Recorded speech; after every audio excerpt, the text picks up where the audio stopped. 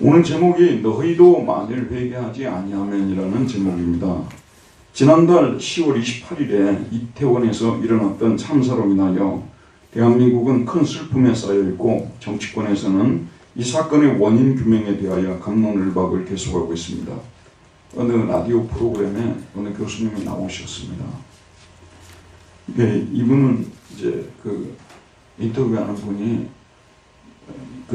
이태원 사고라고 해야 되냐, 뭐 참사라고 해야 되냐, 이걸 물어보니까 이분이 이제 국어학자예요. 그래서 이분이 이제 제안한 것이 뭐냐면, 미국의 뉴욕에서 일어난 비행기 테러 사건을 9.11 테러라고 하잖아요. 뉴욕이란 말을 쓰지 않잖아요. 마찬가지로 12.8 참상이라고 불러야 한다고 말했는데 굉장히 동의가 되더라고요. 왜냐하면 이태원을 붙여놓으면 외국인들이 많이 방문하는 유명 관광지이기 때문에 이렇게 지명을 거명할 경우 타격을 입을 수 있기 때문이라는 것입니다. 그래서 저도 12.8 참상 이렇게 쓰기로 했습니다. 12.8 참상. 이 사고에 대하여 말들이 많지만 사고 위험을 느낀 이태원 경찰서 직원들이 인원이 모자라 이태원에서 아주 가까운 한남동에 있던, 이게 서울 지리를 잘 모르는 분들은 이런 고급 지역에 살아보지 않은 여러분들은 사실 모를 거예요. 저는 예전에 이태원을 밥 먹듯이 들었거든요. 거기가 한남동하고 바로 붙어 있어요. 이태원이 끝난 데가 바로 한남동이거든요. 거기서 달려와도 뭐 10분이면 달려올 수 있는 길이거든요. 뭐 차로 오게 되면 2분, 3분이면 올 수 있는 거리인데 거기에 200명이 대통령도 지금 계시지 않는 관절을 보호해야 한다는 이유로 지키고 있었다는 거 아니겠습니까? 여기 사람이 죽어가니까 좀 와달라고 하는데 그걸 거절했다는 거죠. 그래서 제가 이런 것들을 듣고서도 화가 안 날 우리 대한민국 사람들이 있을까, 그런 생각이 들더라고요. 저도 이런 부분들에 대해서는 책임을 반드시 물어야 된다고 저는 생각하는 입장입니다. 자, 저는 오늘 특별히 이런 사건이 있을 때 우리 그리스도인들, 우리 예수 믿는 분들이 어떤 생각을 할까? 얼른 딱 그렇게 여러분도 딱 이태원 하게 되면 뭐 게이들이 거기 주로 뭐 출입하는 클럽이 있고 홍 무슨 누구도 거기 클럽이 있고 그래서 이태원에 있는 거기 모이는 애들은 다 문제가 있는 애들이기 때문에 하나님이 심판한 것이 아닐까? 이런 생각이 뭐 자연스럽게 드는 거죠. 특별히 우리 크리스찬들에게는 그런 생각이 들 수가 있다는 거예요. 하나님도 거기에 대해서 뭐라고 말씀하시지 않으시겠죠. 그런데 중요한 게 뭐냐면 그들은 하나님의 심판, 죄가 많아서 심판을 받아서 죽었다고 말하는데 자기들도 여전히 죄를 짓고서 심판을 받아 마땅한데 자기들은 마치 죄가 없어서 그런 참상을 겪지 않은 사람들인 것처럼 생각할 수 있다는 것. 이 점을 우리 주님께서 오늘 말씀하고 계시는 것입니다. 이 점은 저나 여러분이나 마음속에 깊이 새겨드려야 될 말씀입니다. 오늘 예수님께서 두 가지 사건, 두 가지 참상을 말씀하고 계시는데 먼저는 갈릴리에서 일어나는 참사 이야기를 소개합니다. 13장 1절을 보면 그때 마침 두어 사람이 와서 빌라도가 어떤 갈릴리 사람들의 피를 그들의 제물에 섞은 일로 예수께 아뢰니 두어 사람이 예수님께 왔어요. 그래가지고 빌라도가 어떤 갈릴리 사람들의 피를 그들의 제물에 섞은 일이 있었다, 이렇게 말했습니다. 이 사건의 역사 학자들이 이제 이 사건에 대해서 이야기하는 보도를 제가 말씀드리면 이런 거예요. 여러분 아시다시피 당시 이스라엘은 남쪽이 유다고 중간이 사마리아고 북쪽이 갈릴리잖아요. 근데 이게 로마의 통치를 받고는 식민지였다고 말입니다. 로마 식민지. 그런데 이제 역사적으로 볼 때 이주민들이 가장 많은, 이방인들이 가장 많이 모여 있는 데가 어디예요? 갈릴리잖아요. 그래서 이방의 갈릴리라는 별명이 붙어 있지 않습니까?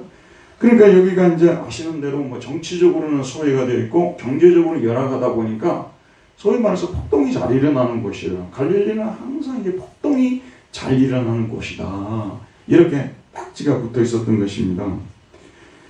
본문에 나오는 이 사건이 사람들이 제물을 드리는 성전에서 일어났습니다. 빌라도는 이 사건이 일어난 경위가 이렇더라고요. 살펴보니까 예루살렘에 물을 좀 더 잘 공급하기 위한 수로 공사를 할 계획을 세웠습니다. 근데 이를 위해서 재정을 확보해야 되잖아요. 그러니까 성전에 드리는 성전세를 가지고 재정을 확보를 하려고 했던 것이고요. 이 소식을 들었던 갈릴리 사람들이 화가 나지 않았겠습니까? 그러니까 화가 나니까 이분들이 성전으로 다 성전세를 못 가져가게 아마 사수하기 위해서 거기 모였던 것 같아요. 근데 성전세를 가져가야 되기 때문에 빌라도가 뭐라고 지시를 했냐면요.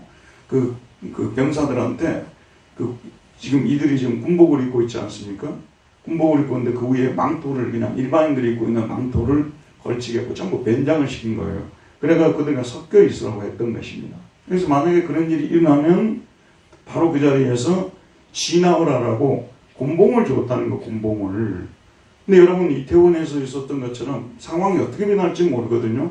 갑자기 이제 군중 폭동이 막 일어나려고 하니까 곤봉으로 하다가 안 되니까 거기서 칼로 갈릴리 사람 그 수십 명을 쓰러뜨린 것이에요. 바로 사건이 이렇게 전개된 것입니다. 이 사실을 예수님께 보도했던 사람들은 무슨 생각을 하고 예수님께 와서 이 사실을 보도했을까요? 얼른 여러분 추측해 보면 지금 갈릴리 민중들이 이런 고통을 당했는데 참상을 당했는데 봉기를 할까요? 말까요? 후일을 도모하고 지금은 넘어가야 할까요? 이렇게 보일 수가 있습니다. 그런데 사실은 이 사람들이 이런 생각을 가지고 오질 않았어요. 다른 생각을 가지고 왔습니다. 자, 이 생각을 오늘 예수님께서는 그들에게 역으로 질문을 하면서 그들이 무슨 생각을 하고 있는지를 드러내고 있습니다. 2절을 보도록 하겠습니다. 대답하여 이르시되 너희는 이 갈릴리 사람들이 이같이 해받음으로 다른 모든 갈릴리 사람보다 죄가 더 있는 줄 아느냐? 예수님께서 뜬금없이 이런 말씀하시는데 사실은 여기 물으러 온 사람들이 아니면 대부분의 갈릴리 사람들이 생각하고 있는 생각을 예수님이 말씀하시는 거예요. 이 갈릴리 사람들이 이런 엄청난 참상을 당했다 그런 말씀이에요. 갑자기 죽임을 당했어요. 그러니까 그들이 죄가 있어서 하나님께 무슨 회개하지 않은 죄가 있어서 하나님께서 형벌을 내리셔서 그들이 그렇게 죽었지 않았을까? 죽었을 것이다. 이렇게 생각하고 있는 것입니다. 그래서 자기 자신들은 거꾸로 말씀드리면 그런 죄를 짓지 않았기 때문에 하나님의 형벌이 자기들에게는 떨어지지 않았다. 이런 생각을 사실은 가지고 온 거예요. 예수님께서 그 말씀을 확실하게 해주기를 바랬던 거예요. 거기서 죽었던 사람들은, 칼에 죽었던 사람들은 하나님께 회개하지 않은 죄가 있어서 죽은 거 아닙니까? 지금 이 얘기를 하려고 하니까 예수님께서 그 죽은 사람들보다 다른 모든 갈릴리 사람보다 죄가 그들이 더 있는 줄, 너희들보다 그들이 더 죄가 많아서 죽은 줄 아느냐? 이렇게 말씀. 저 같은 무식한 사람은요 이런 말씀 할 수가 없어요. 예수님 많이 이렇게 말씀하고 있죠. 여러분 여기 앉아서 예배를 드리고 있지만요, 하나님께서 여러분이 무슨 생각을 가지고 교회를 오는지 다 알고 계십니다. 모르는 것이 없어요. 여러분, 제가 무슨 생각을 가지고 설교를 하고 있는지 하나님 다 아세요. 오늘 설교를 통해서 은혜를 끼쳐야 되겠다, 이걸 하나님이 알고 계시는 겁니다. 설교하는 사람들은 오직 그거 아니겠어요? 설교를 통해서 은혜를 끼쳐야 되겠다, 이거 아니겠어요? 다 알고 있어요. 모르는 게 없어요. 여러분, 그래서 예수님께서 이들의 생각이 심히 잘못되었다는 것을 말씀하시면서 3절 우리 같이 한번 읽어보도록 합시다. 3절입니다. 시작. 너희에게 이르노니 아니라 너희도 만일 회개하지 않으면 다 이와 같이 망하리라. 정말로 맞는 말씀이죠. 너희에게 이르노니 아니다. 예수님이 아니라고 했어요.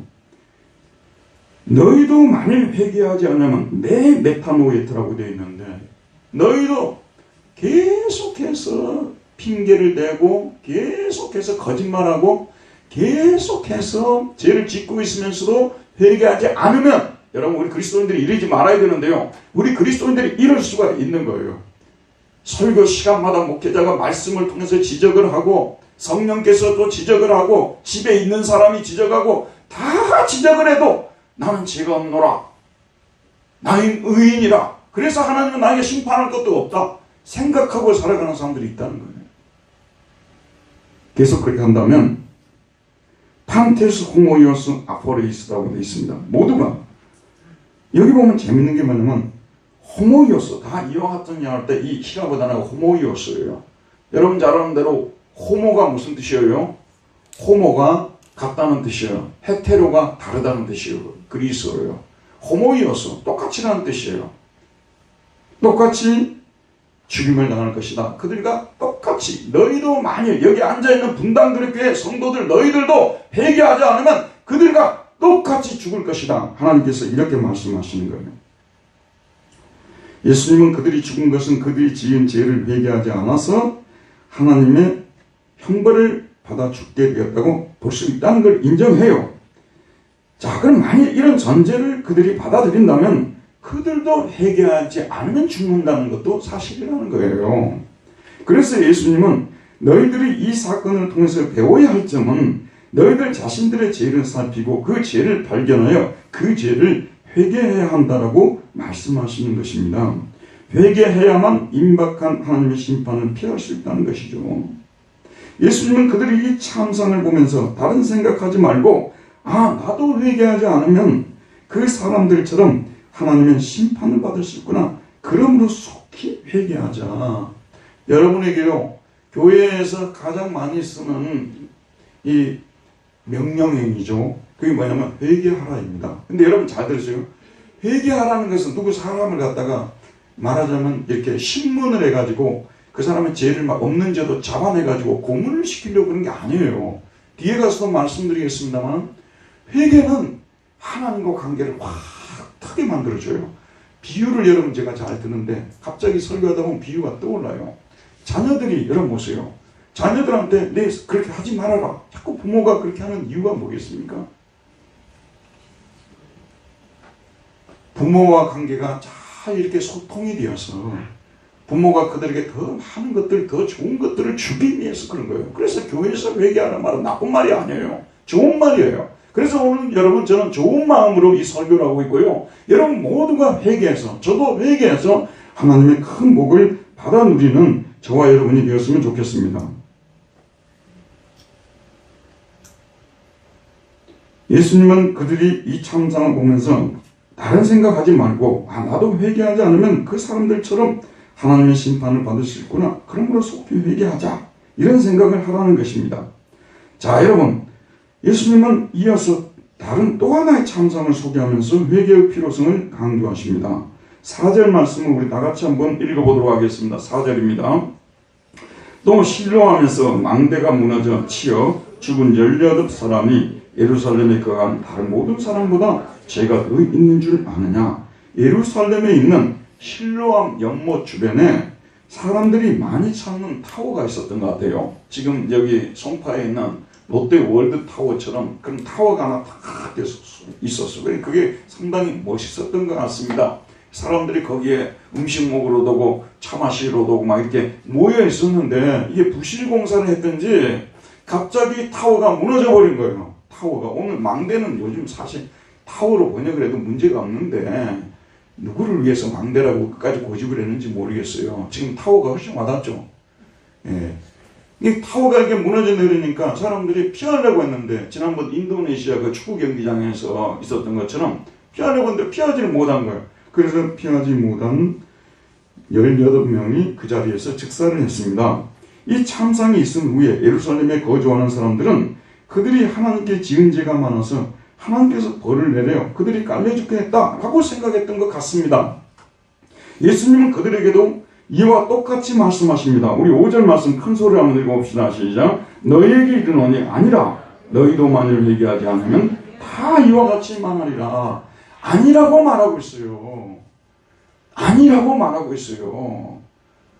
너희도 회개하지 않으면 어제 그 인터넷에 보니까 우크라이나에 이 푸틴이 계속 그 전력 그 생산하는 곳만 공격을 해가지고 전력이 들어오지 않아가지고 영하 20도 되는 추위를 이제 견뎌야 되는데 그 450만이 지금 이 전력 공급을 받지는 못한다는 거예요. 그런 얘기 들으니까 정말 참 마음이 아프더라고요. 그럼 그들이 우리보다 죄가 많아서 그런 상태에 들어갔을까요? 어떻습니까, 여러분? 그러니까 따뜻한데 지금 귀뚜라미 보일러 틀어놓고, 요즘은 보일러 이름도 바뀌었죠. 이게 밖에 틀어놓고 정말 이렇게 편안하게 자고 있는, 쉬고 있는, 우리는 정말 그들보다 더 의로워서 그러면 이런 은혜를 누리고 있는가 생각이 아니 들 수가 없더라고요, 여러분. 너에게 이르노니 아니라 너희도 만일 회개하지 아니하면 다 이와 같이 망하리라. 예수님은 자칭 정통 유대인들이라 자칭 의인들이라 자부하며 살았던 그들 예루살렘 사람들도 회개하지 않으면 하나님의 심판을 피하지 못할 것이라고 경고하시는 것입니다. 예수님은 이 두 사건을 언급하면서 무엇을 가르치고자 하실까요? 하나님 앞에서는 모두가 죄인이고 죄를 회개하지 않으면 누구도 하나님 앞에서 심판을 면치 못한다는 진리를 가르치고자 하실 것입니다. 그러므로 이번 이태원에서 일어난 참상을 목도하는 우리들도 우리들의 죄를 회개하지 않으면 하나님의 심판을 면할 수 없다는 생각을 하면서 우리가 고집을 부리며 회개하지 않고 있는 죄들이 있는가 생각하고 그 죄를 뉘우치고 버려야 합니다. 우리 인간이 생각보다 고집이 셉니다. 저도 그렇고요. 고집 없는 사람 아무도 없죠. 잘못된 것을 자기도 알고 성령님께서 깨우쳐 주시고 옆에 있는 사람도 말해주고 다들 우리가 얼마나 고집이 센지요. 발등에 불이 떨어지기까지는 회개를 하지 않는 거예요. 그래서 참 교회가 생긴 이후에요. 교회에서 가장 많이 쓰였던 용어가 뭐냐, 물론 은혜라는 용어일 것이죠. 근데 또 무슨 용어냐, 믿음, 소망, 사랑 많이 쓰였겠죠. 근데 회개라는 말 그렇게 많이 쓰였어요. 그래서 이 회개가 여러분 자주 듣고 있는 고해성사라는 거 아시죠? 고해성사. 이게 뭐냐면 공동체에 큰 해를 줄 수 있는 죄를 어떤 사람이 지었어요. 그럼 초대교회에서는 어떻게 했냐면요, 공동체 앞에 그 사람을 불러내가지고 죄를 자백하게 하고 그 다음에 그 자숙하는 시간을 갖게 하고 용서하는 이런 그 절차가 만들어지게 된 거예요. 그러니까 교회의 거룩성을 유지하려고 했던 거죠. 이게 이제 중세로 가면서 들어보세요. 처음에는 아주 고해성사라는 것이 정말 좋은 의도로 만들어지게 된 거예요. 그런데 세월이 지나면서 이 중세에 타락한 로마 교회가 이걸 이용을 해가지고 고해성사 이걸 통해서 사람들이 약점을 잡아내고 그 다음에 면죄부를 만들어서 돈으로 그 다음에 보상하게 만드는 아주 하시면 악한 교회가 되어졌던 거예요. 악한 교회가. 그래서 회개하라는 이 말이 뭐냐면 돈 내놓으라 말하고 똑같은 말이 돼버린 거 아니겠어요? 회개를 통해서 남의 약점 잡아내고 신부들이 잡아내고 그 다음에 결국은 뭐냐면 돈을 가져가는 이런 악한 설마서 회개라는 말은 얼마나 좋은 말이에요. 여러분 우리 예수님께서 공생애를 시작하시면서 제일 먼저 하신 말씀이 무슨 말씀이죠? 공생애를 시작, 공적 생애, 퍼블릭 라이프를 시작하면서 제일 먼저 하신 말씀이 뭡니까? 회개하라 했죠. 회개하라. 그 다음 뭐예요? 천국이 가까이 왔다. 그거 아니에요? 회개하라가 제일 먼저였어요. 그래서 이 종교개혁자들이 세상에 어떻게 회개를 이런 식으로 못되게 만들어놨는가 해서 성경적으로 싹 뜯어 고쳤어요. 회개 매뉴얼을. 이태원 참상이 소위 말해서 이거 위기 대책 매뉴얼이 잘못돼가지고 있기는 있었다 그러더라고요. 매뉴얼이 잘못돼가지고 이랬으니까 매뉴얼을 뜯어 고쳐야 된다는 거죠. 뜯어 고쳐야 된다. 그래서 뜯어 고쳐가지고 성경적으로 회개 매뉴얼을 만들었는데 그걸 제가 좀 말씀드리겠습니다. 제일 첫 번째가 뭐냐 그러면요. 먼저 자기가 지은 죄를 기억하고 마음으로 뉘우치는 것입니다. 내가 왜 그렇게 했을까? 이게 라틴어로 아트리치오라고 하는데 내가 어떻게 이렇게 미련하게 엉터리 같은 이런 죄를 지었는가? 이게 뉘우치는 거예요. 이게 첫 번째. 두 번째, 그 죄로 인하여 하나님의 영광을 훼손했다는 마음으로 통회하는 것입니다. 통회는 뭐냐면 가슴을 치는 걸 말하는 거예요. 다시는 이런 죄를 하나님이 이를 인해서 얼마나 슬퍼하실까? 다시는 이런 죄를 짓지 말아야 되겠다. 이걸 통회라고 하는 거예요. 콘트리치오라고 합니다. 그 다음에 그 죄로 인하여 그 다음에 그 죄를 하나님 앞에서 자백해야 합니다. 제가 이 자백은 또 뭐냐면 구체적으로 자백해야 되는 거예요. 지난 주일날 교회를 나오지 않았어요. 그러면 뭐냐면 두루뭉실하게 넘어가지 말고 어떤 일로 인해서 내가 게을러서 내가 탐욕으로 인해서 내가 세상 사람들을 교회 사람도 더 좋아해서 하나님보다 더 좋아하는 것이 있어서 내가 교회를 빠졌습니다. 예배를 드리지 않았습니다. 구체적으로 자백하라는 것. 이게 세 번째입니다. 그 다음에 네 번째, 그 죄에서 과감하게 돌아서야 된다는 것입니다. 영어로 컨버전, 라틴어로 컨베르시오. 왜냐하면 이건 방향을 바꿔야 된다 그 말이에요. 돌아서야 된다는 방향을 바꾸는 거예요. 이제 그쪽으로 가던 발걸음을 멈추고 과감하게 돌아서서 하나님께로 돌아오는, 소위 말해서 컨버전이 필요하다는 거예요. 그 다음에 다섯 번째, 자 여러분 보세요. 매번 회개해야 된다고 하고 어떤 때는 눈물도 흘리고 뭐 교회에서 은혜를 받았다 그러고 막 하는데, 이 사람이 회개했다는 사람이 새로운 삶이 하나도 없어요. 생활이 바뀌어줘야 되는데, 새로운 삶이 나와줘야 되는데, 그래서 이 단계가 뭐냐, 비타노바예요. 새로운 삶, 뉴 라이프예요. 뉴 라이프가 와줘야 되는 거예요. 라이프는 삶이란 뜻도 있지만 무슨 뜻도 있죠? 생활이란 뜻도 있죠. 이게 여러분 자신이 볼 때나 가까운 사람들이 볼 때나 예수 안 믿는 사람들이 볼 때도 이 사람이 뉴 라이프를 살고 있구나, 진짜 생활이 바뀌었구나, 그 말이 곧 무슨 얘기예요? 회개했구나, 그런 말씀 아니겠어요? 그 다음에 마지막으로 선행의 열매를 맺어야 되는 거예요. 보나 오페라, 선한 열매, 선한 열매들이, 선한 일들이 그 사람을 통해서 많이 나와야 되는 거예요. 하나님과 이웃에 대해서 선한 일들이 나와야 되는 거예요. 그러니까 들어보세요. 그냥 마음으로 맨날 가슴만 쳐요. 그리고 막 눈물을 흘려요. 그걸 죄를 자백한다고 구체적으로 자백한다 해놔요. 뒤에 가서는 생활은 하나도 바뀌지 않고 선한 행위는 하나도 나오지 않아요. 회개 안 했다는 거예요. 가끔 가다가 그런 분들이 많아요. 아, 기독교인들이 왜 이 모양으로 살까? 기독교인들이 내 가지고 왜 그럴까? 죄송합니다만 회개하지 않은 기독교인들이라 그렇게 써야 돼요. 회개하지 않은 기독교인들은 그렇게 살 수밖에 없는 거죠. 회개한 기독교인들은 그렇게 살 수가 없는 거죠. 하나님 앞에서도 사람 앞에서도 본이 되는 그런 모습으로 나타날 수밖에 없는 거예요. 회개한 그리스도인들은. 그래서 이런 회개를 하게 되면요, 들어보세요. 선행의 열매가 반드시 따르게 되어 있어요. 회개를 했는데 선행의 열매가 안 따른다, 그게 아니에요. 예수님이 지금 너희가 회개했지 않으면 죽을 것이다, 이 말씀은 뭐냐면 소극적이에요. 적극적으로는 너희들이 회개를 해야만이 하나님이 기뻐하시는, 사람들이 좋아하는 많은 선한 열매를 맺는 그런 삶으로 나아가지게 될 것이다, 이걸 가르치고 있는 거예요. 여러분, 회개해서 뭐가 좋겠습니까? 자, 여러분, 얼른 생각은 뭐냐면요, 저도 그런 생각을 하고 여러분들도 대부분 많은 분들이 그런 생각하는데요, 회개해야 된다는 동의를 해요. 왜 동의하는 줄 아십니까? 회개를 해야 하나님 나를 안 때린다는 거예요. 회개를 해야 내가 손해를 안 본다는 거예요. 하나님이 우리 집에 무슨 해코지를 안 한다는 거예요. 그렇게만 생각하면 우리는 정말 잘못 생각하는 것입니다. 회개를 하면 하나님께서 우리 손을 잡아주시고요, 우리를 다시 넘어진 자리에서 일으켜 주시고요, 또 우리로 하여금 정말 선한 삶을 살 수 있는 힘을 주시고요, 모든 좋은 것들을 우리에게 주신다는 그런 말씀 아니겠어요? 그래서 회개하라는 말은 좋은 뜻으로 여러분이 받아들여야 돼요. 나무가 회개한다는 말이 그렇습니다만, 제대로 된 나무라면 가을이 되면 열매를 맺어야 되겠죠. 그리스도인들도 마찬가지예요. 시간이 되면 열매를 맺어요. 선한 열매가 나와야 이게 정상인 거예요. 회개했기 때문에 선한 열매가 나와. 회개와 선행은 떨어질 수 없는 관계에 있다는 말씀. 회개는 회개고 선행은 선행이다, 그게 아니에요. 회개하면 바로 뭐죠? 선한 열매가 나타나게 된다는 그런 말씀이 되는 것이죠.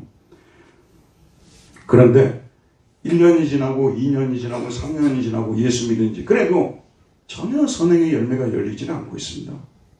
그럼 문제가 되지 않겠습니까? 자, 우리는 우리의 죄를 회개하고 하나님께로 돌아서야 합니다. 그리고 선행의 본을 보여주신 예수님을 닮으려고 노력해야 됩니다. 많은 분들이 그래요.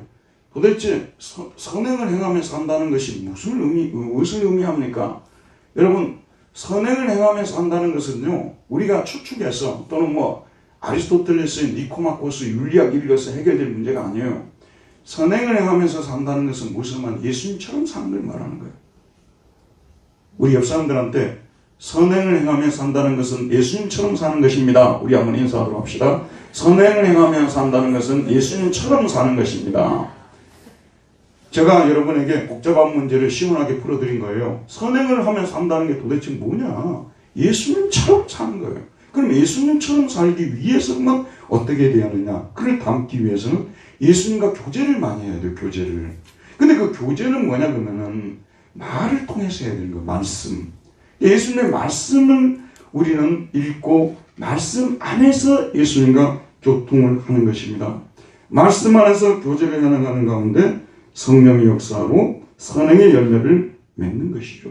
여기에 대해서 가장 성경에서 잘 말해주고 있는 곳이 어디냐면 요한복음 15장이에요. 제가 읽어가면서 말씀드릴게요. 나는 포도나무요 내 아버지는 농부라.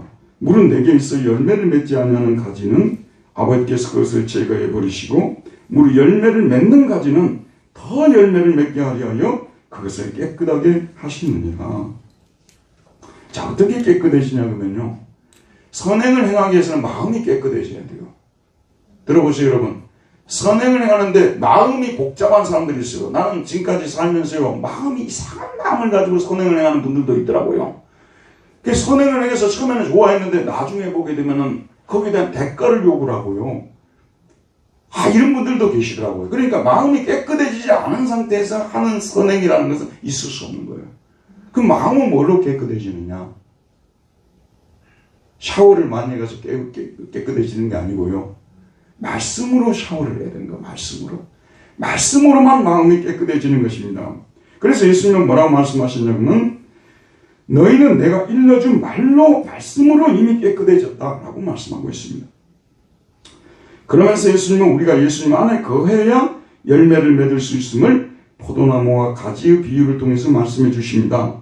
내 안에 거하라 나도 너희 안에 거하리라. 가지가 포도나무에 붙어있지 않으면 스스로 열매를 맺을 수 없음 같이 너희도 내 안에 있지 않으면 그러하리라. 나는 포도나무요 너희는 가지라. 그가 내 안에 내가 그 안에 거하면 사람이 열매를 많이 맺나니 나를 떠나서는 너희가 아무것도 할 수 없습니다. 그러니까 열매를 맺기 위해서는요. 먼저는 우리가 교회에 와야 돼요. 자기 혼자 성경 보는 것도 중요하지만 공동체에 와서 선포되는 말씀을 듣고 가르치는 교사로부터 가르침을 받고 그 말씀의 뜻을 이해하고 그 말씀이 자기 마음속에 거하게 만들어야 되는 거예요. 이런 관계가 반드시 필요합니다.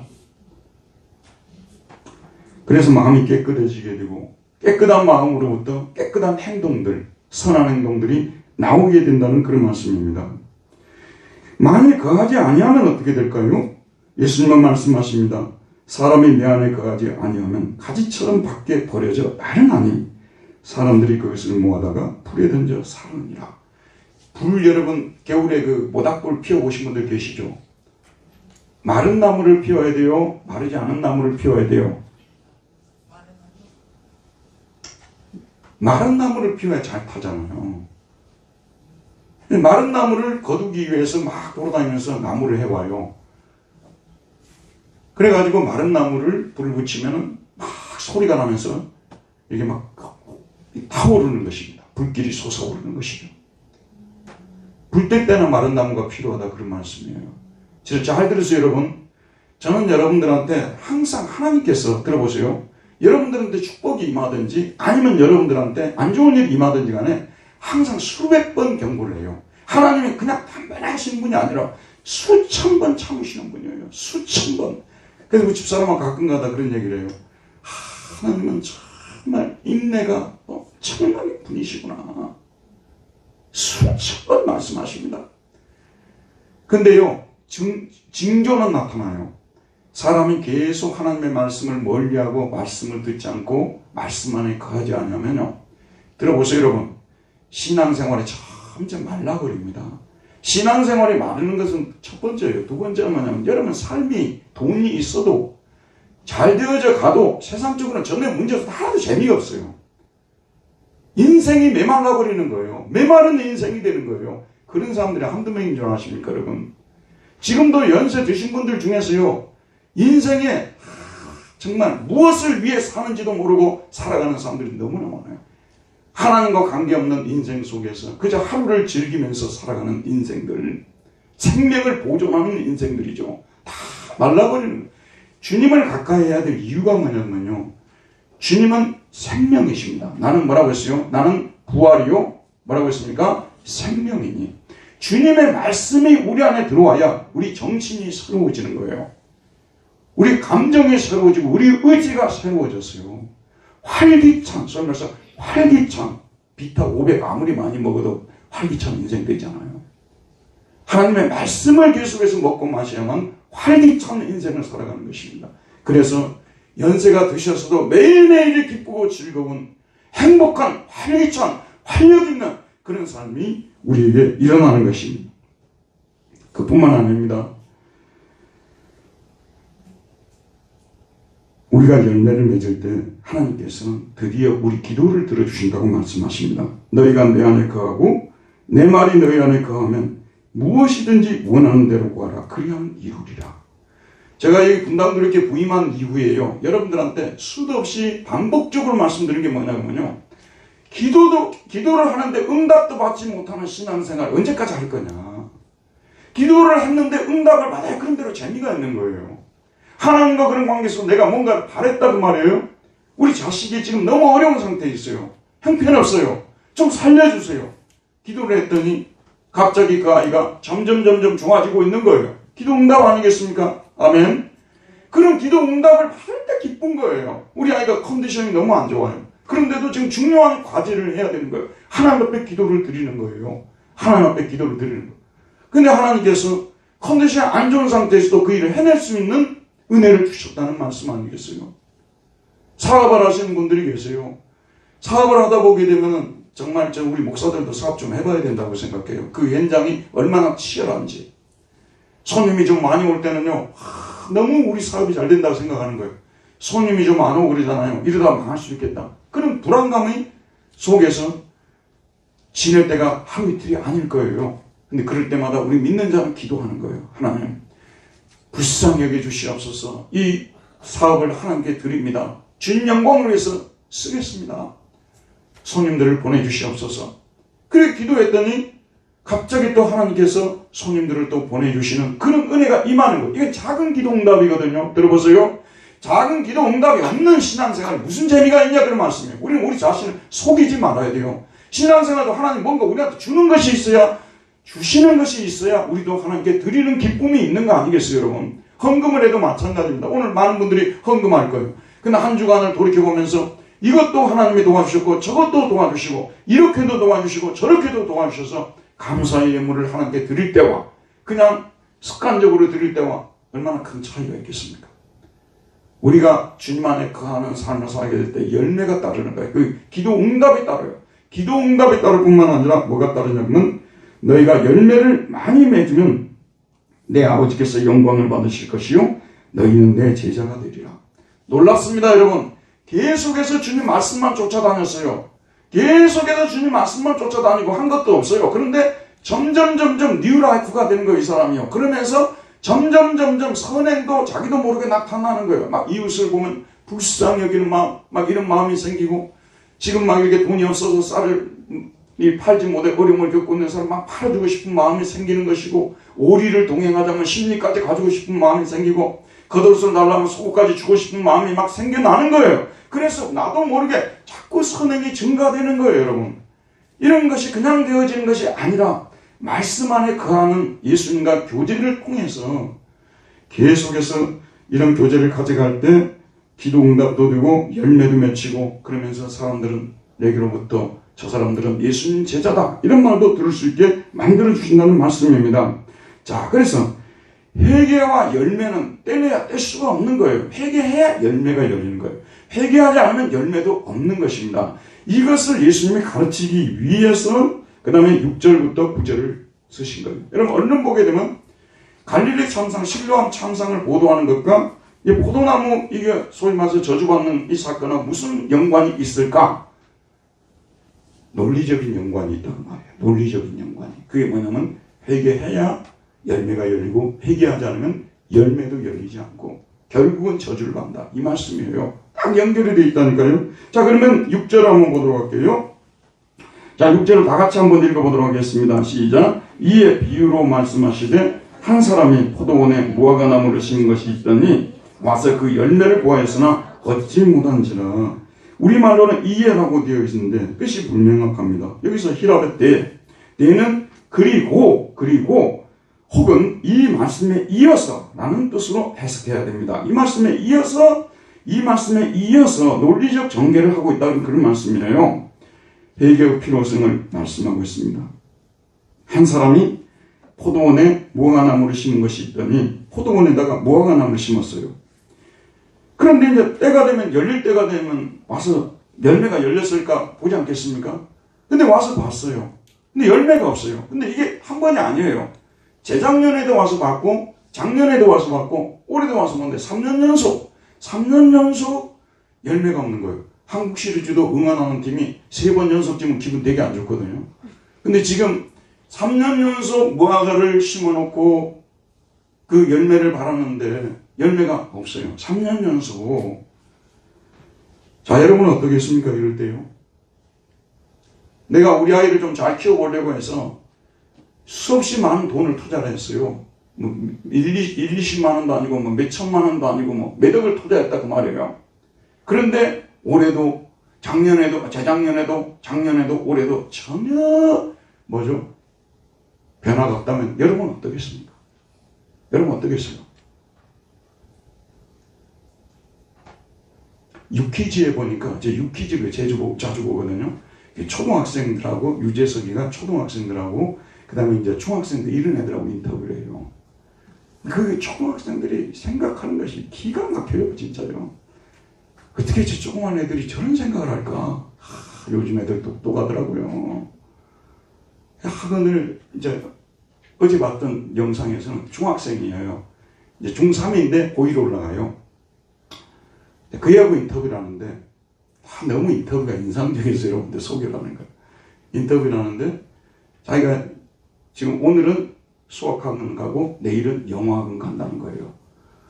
왜 그렇게 하냐 그러니까 아무래도 그렇게 해야 좀 여유가 있을까, 놀 수 있는 시간이 있을 것 같아서 그랬다고 그러더라고요. 그래서 이제 이 사람들이 네 아버지가 뭐 하는 사람이냐 보니까 대학 교수라는 거예요. 대학 교수.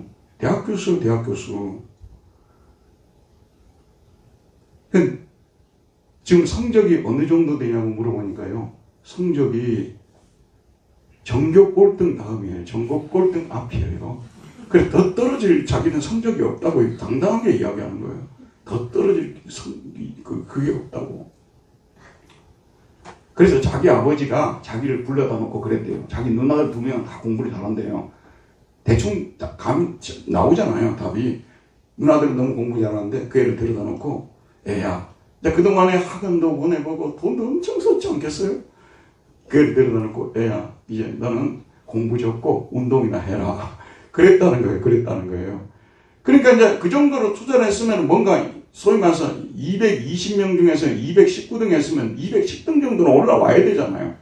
219등에서 20등까지 갈 걸 지금 생각하고 있는 상황에서 얼마나 속상하겠습니까? 그러니까 아예 때려치우고 이제 운동이나 하라고 이렇게 아버지가 얘기했다는 거예요. 근데 그 애는 그런 것들을 하나도 뭐랄까요? 나쁜 일이 일어나는 것을 생각하지 않아요. 싱글벙글 하고 있는 거예요. 이게 더 재밌죠. 포도원 주인이 화가 나서 포도원 지기에게 말합니다. 7절에 보면 포도원 지기에게 이르되 내가 3년을 와서 이 무화과나무에서 열매를 보아되 어찌 못하니 찍어버리라. 어찌 땅만 버리게 하겠느냐. 맞는 말씀이죠. 아까 그 중학생 아버지처럼 그렇게 몇 년 동안 투자를 했는데 전혀 성적이 올라가지 않으니 그냥 그만둬라. 돈 아깝다. 이렇게 되지 않겠어요? 내 인생도 아깝고 이러지 않겠어요? 그래서 이 농부는, 이 포도원 주인은 이거 3년을 와서 이 무화과나무에서 열매를 보아되 어찌 못하니 찍어버리라. 어찌 땅만 버리게 하겠느냐. 맞는 말씀이죠. 당연히 맞는 말씀이죠. 그러니까 거기 딱 이렇게 열매도 못하면서 땅을 차지하고 있어요. 그것으로 손실을 주는 거 아니에요? 그 다음에 그걸 이렇게 뽑아버리고 다른 나무를 심어서 열매를 만다면 또 뭐죠? 다른 열매를 가져올 수 있지 않습니까? 이래저래 손실을 주고 있어요. 뽑는 게 당연할 거 아닙니까? 그런데 여기에서 포도원 지기가 나서는 거예요. 포도원 지기가 나서가지고 뭐라고 얘기를 합니까? 대답하여 이르되 주인이여 금년에는 그대로 두소서 내가 두릅하고 거름을 주겠습니다. 다시 한번 해보겠습니다. 아까 220명 중에 219등한 애한테 가가지고 한 번만 더 기회를 달라고 그 과외 선생님이 가가지고 얘기하는 것도 똑같은 거예요. 한 번만 더 기회를 달면 210등까지는 올려놓겠다고. 그래서 이제는 그 땅을 두릅하고 걸음을 주어서 최선을 다해서 한번 살려보겠습니다. 금년까지는 그냥 그대로 두십시오. 이렇게 감청하는 그런 내용이 있습니다. 그리고 뭐라고 얘기하냐면 이후에 만약 열매가 열리면 좋거니와 그렇지 않으면 찍어버리소서. 그때도 열매가 열릴 걸 저는 믿는데 만약에 그때도 열매가 열리지 않으면 그때 찍어버려도 되지 않습니까? 이렇게 말하고 좀 손해는 되겠지만 이게 아까 그에게 1년 정도 더 한번 학원을 보내보고 그때도 안 되면은 그냥 운동시키면 되지 않겠습니까? 과외 선생님이 하는 그런 얘기하고 같다는 그런 말씀 아니겠어요? 예수님은 이 비유를 사람들 앞에 소개합니다. 무엇을 가르치기 위해서일까요? 여기서 포도원 주인은 하나님이십니다. 열매 맺지 못한 무화과 나무는 이스라엘 민족입니다. 포도원 주인은 예수님이십니다. 하나님은 이스라엘 민족을 이사야 5장에서 이사야가 예언했던 것처럼 극상품 포도나무를 심었어요. 열매 맺기를 바랬더니 들포도를 맺었다. 이렇게 이사야 5장에 보면 나오거든요. 그래서 하나님께서는 이스라엘 민족을 멸절시켜버리고 싶었어요. 성민이라 이름표를 완전히 지워버리고 싶었습니다. 그러나 포도원 지기이신 예수님은 하나님께 간청을 드립니다. 대답하여 이르되 주인이여 금년에는 그대로 두소서. 내가 두릅하고 걸음을 줄이니 이후에 많이 열매가 열리면 좋거니와 그렇지 않으면 찍어버리소서. 이건 뭘 말합니까? 예수님께서 내가 이들의 죄짐을 짊어지고 십자가에 못 박혀 죽는 그런 희생을 치르면서 이들을 한번 살려보겠습니다. 하나님께서 십자가에 죽으신 예수님을 다시 살리셨지 않습니까? 그리고 그를 믿는 자는 구원을 받는다고 말씀하셨습니다. 그래서 유대인들에게도 마지막 기회를 준 거예요. 그래서 베드로가 설교를 할 때 유대인들 중에 상당수가 돌아오게 되었습니다. 이 말씀대로 된 거예요. 예수님은 지금 이스라엘 민족의 미래를 내다보고 이 말씀을 주시는 것이거든요. 그래서 그 중에 많은 사람들이 유대인들 중에서 예수를 믿는 사람들, 이런 사람들이 있었다는 말씀이 되는 것입니다. 그러나 또 대부분의 사람들은 거절을 해서 결국은 여러분 들어보세요. 찍어버리셔서 이 말씀이요. AD 70년 베니파시안의 아들 디도 장군이죠. 나중에 이제 황제 티투스가 됩니다만 이 사람이 예루살렘을 점령하고 성전을 헐어버리고 실제로 찍어버리는 그런 이스라엘 민족의 역사 끝나버리는 실제로 일이 있었다는 것을 우리 역사를 통해서 알 수가 있습니다. 제가 오늘 여러분에게 말씀을 드리고 싶은 것은요. 회개 없이는 열매도 없다는 것입니다. 여러분은 회개해야 됩니다. 우리가 회개하지 않기 때문에 여러 가지 무서운 일들이 우리 주변에서 일어나고 있다고 볼 수 있는 거예요. 이런 사건, 사고들은 하나님께서 우리에게 회개를 촉구하는 사인들입니다. 우리는 이런 참상들이 일어날 때 여러 가지 말들을 합니다. 그러나 예수님은 우리에게 뭐라고 말씀하십니까? 다시 한번 5절 읽어보도록 합시다. 너에게 이르노니 아니라 너희도 만일 회개하지 않으면 다 이와 같이 망하리라. 회개하면 구원받습니다. 아멘. 회개하면 어떤 상태이든지 하나님이 우리 죄를 용서해 주시고 구원해 주십니다. 회개하면 열매를 맺습니다. 나무를 심은 지 몇 년이 지나도 나무에 열매가 열리지 않는다면 바깥의 문제도 있겠지만 뿌리의 문제가 더 큽니다. 우리는 죄를 숨겨놓고 은밀히 죄를 즐기면서 열매 맺기를 기대하지 말아야 합니다. 우리 안에 계신 성령님께서는 우리가 무엇을 회개해야 될지를 가르쳐 주십니다. 그러므로 아직 내가 무슨 죄를 지었는지를 몰라서 회개하지 못한다는 말은 성립될 수 없습니다. 우리는 모두 우리의 무슨 죄를 회개해야 하는지를 다 알고 있는 것이에요. 여기 있는 저도 그렇고요. 여러분도 그렇고 다 알고 있어요. 그런데 그런 죄를 남들 몰래 숨기며 은밀하게 죄를 짓고 있는 거예요. 그러니까 거기에 따르는 결론이 뭐냐면요. 1년이 지나고 2년이 지나고 3년이 지나고 10년이 지나고 20년이 지나도 열매가 안 나타나는 거예요. 열매가. 그럼 내가 여러분들한테 잘 말씀드릴게요. 그럼 무슨 열매가 나타나야 됩니까? 그럼 교회를 새벽기도부터 금요기도, 수요 예배 나오고 또 교회 봉사할 때 오늘 또 식사 봉사할 때 청소하고 그 다음에 또 이웃에 가서는 좀 동정도 하고 그런 열매를 여러분 생각하시죠? 열매 아니라고 말할 수는 없겠습니다만은 더 중요한 게 뭐냐면요. 마음에서 나오는 고백을 하나님께서는 듣고 싶어요. 그래서 모든 선행 중에 최고의 선행은 뭐냐면 감사와 찬송입니다. 감사와 찬송이에요. 여러분이 진짜 선행을 행하고 열매 맺고 있는 삶을 사는가 살지 않는가 테스트하는 방법이 있어요. 양심에 손을 얹고 여러분 생각해 보세요.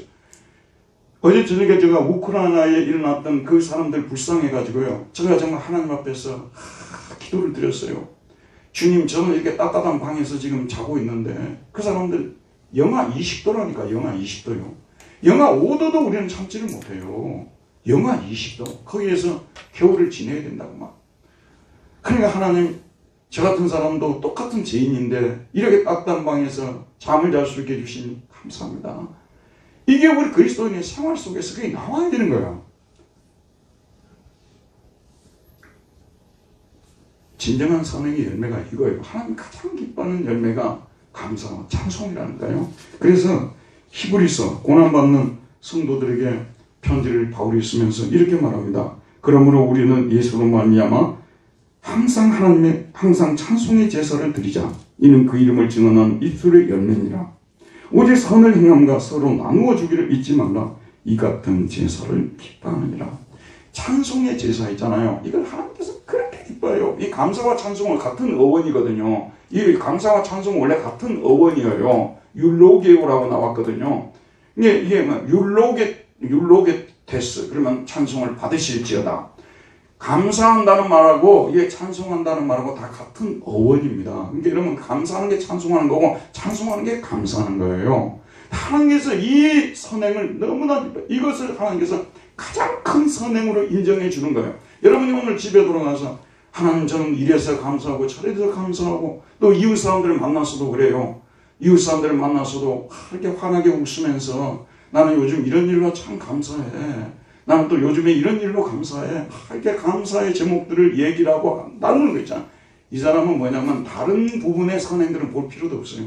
그렇게 할 수 있는 사람들이라면 고백을 하는 분들은요. 사실은 다른 선행들, 은밀한 선행들이 많은 분들이에요.